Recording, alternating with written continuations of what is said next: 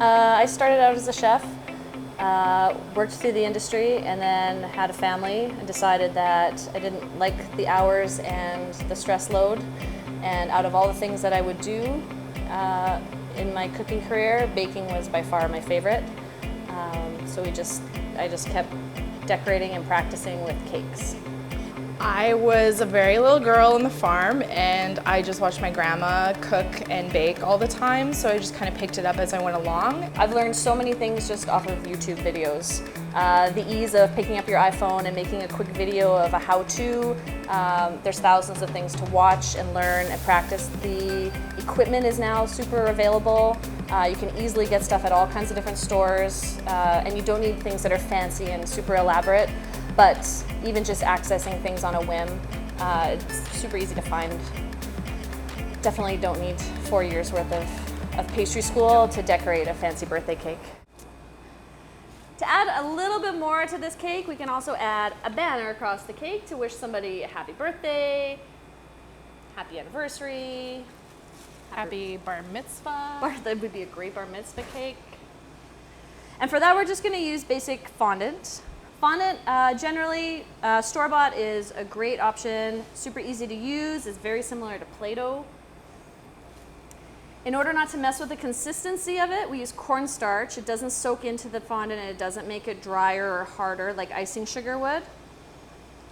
So we'll use some cornstarch there to roll it out.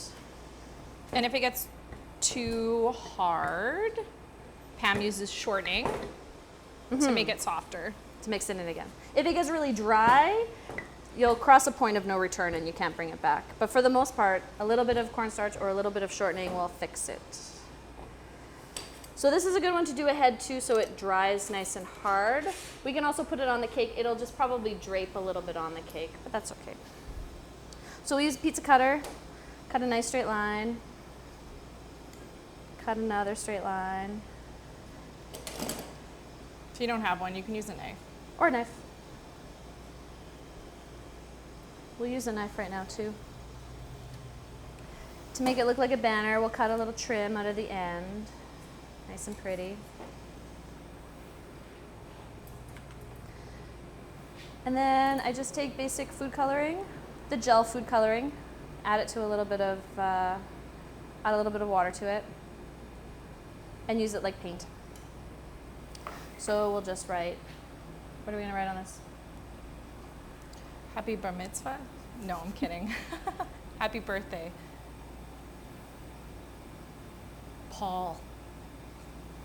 Who's Paul? I don't know. Paul seems like a good solid name for a birthday cake. Or maybe something girly, like Caitlin.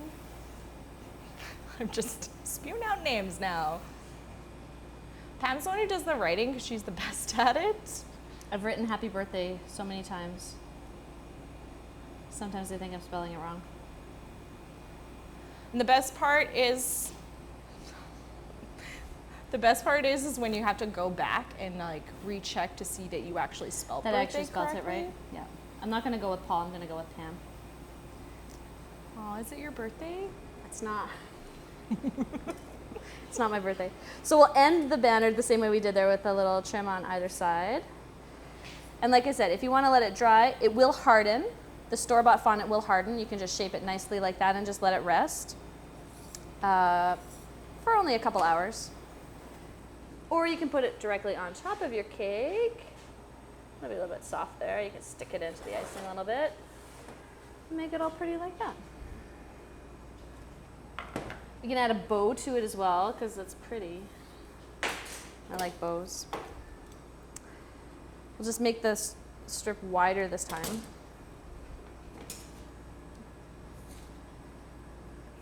And we'll cut pieces that are about 2 inches by about 5 inches to make a bow. So you want to pinch either end together and together, make like an M, make an M again, and then pick it up and fold it. Oh, this guy's a little bit too fat. That's okay, we'll just push it down a bit. These guys for sure you should probably let sit and dry. one side like that. And sometimes you put a little bit of saran wrap in the middle to Yeah, keep if it you're shape. finding in this kind of temperature right now, it's super hot. These will drape and fall down a little bit, so you can shove some saran wrap inside just to give it some shape. So our end product will look like this. We'll cut one more little strip, and once we place it on the cake, you can just place that piece over top. See if it'll work right now. So put a little bit up front like this.